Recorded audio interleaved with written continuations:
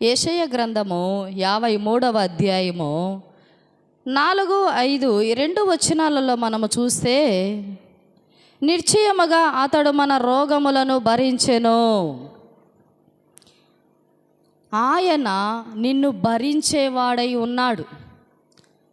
కలువరి శిలువలో ప్రభువైన యేసుక్రీస్తు నీవు భరించవలసిన ప్రతి పాప భారమును ఆయన భరించాడు. నీవు భరించవలసినటువంటి శాప భారమును, అతిక్రమములు, అక్రమములు, దోషములు, నీ వ్యసనములు అన్నీ కూడా ఆయన భరించాడు. నీవు పొందవలసినటువంటి శ్రమను ఆయన పొందాడు. నా ప్రియ సహోదరి సహోదరుడా, శ్రమ కలిగిందని నీవు కృంగిపోయావా? నాకెవరు లేరని, నన్నెవరు ఆదరించేవారు లేరని, సుఖాన్ని మాత్రమే బంధుమిత్రులు, స్నేహితులు పంచుకున్నారు.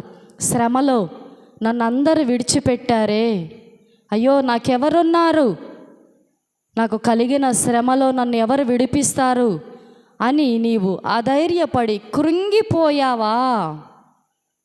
ఈ సమయములో దేవుని వాక్యము నిన్ను హెచ్చరిస్తూ ఉంది.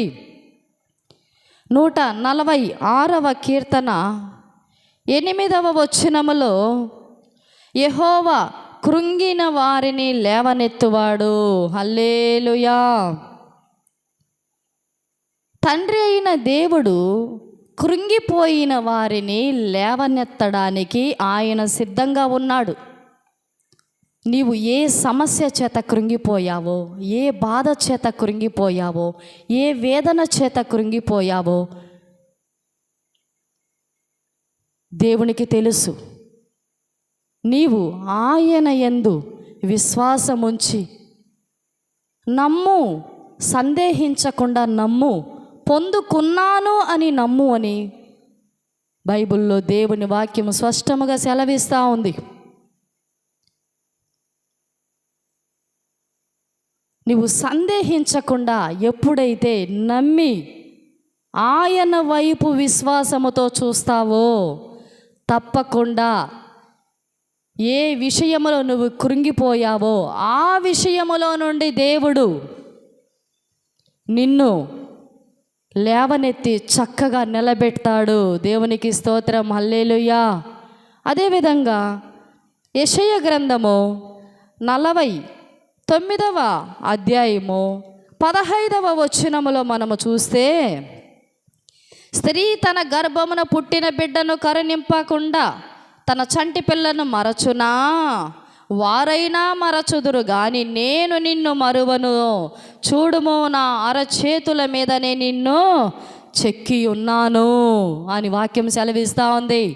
నా ప్రియ సహోదరి సహోదరుడా, మోసి కని పెంచిన బిడ్డను తల్లి మరస్తుందా? కొన్ని సందర్భాలలో వారైనా మరచిపోతారు కానీ నేను నిన్ను మరచిపోను, నేను నిన్ను విడిచిపెట్టను.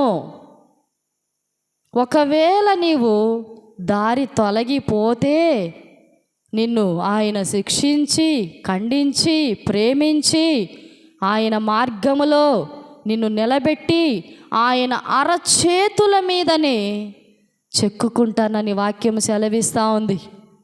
ఆయన సొత్తు ఉన్నావు గనుక ఆయన నిన్ను మరచిపోడు.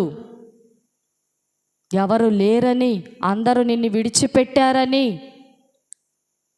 నీకు కలిగిన శ్రమను చూసి నీ బంధువులు, నీ తల్లిదండ్రులు, నీ రక్త సంబంధులు అందరూ నిన్ను విడిచిపెట్టి దూరముగా పోయారని నువ్వు బాధపడద్దు. ఆ తండ్రి అయిన దేవుడు యేసుక్రీస్తు నామములో నీకు సమీపముగా ఉన్నాడని నీవు నమ్ము. నీవు నీ కృంగుదలలో నుండి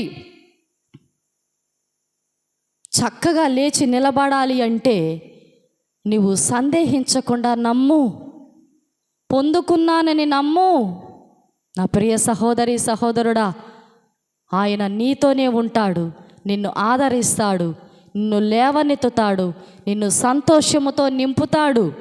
అంత మాత్రమే కాదు, ఆయన అరచేతుల మీదనే నిన్ను చెక్కుకొని భద్రముగా కాపాడుతాడని ఈ సమయంలో దేవుడు నీతో మాట్లాడుతున్నాడు. హల్లెలూయా.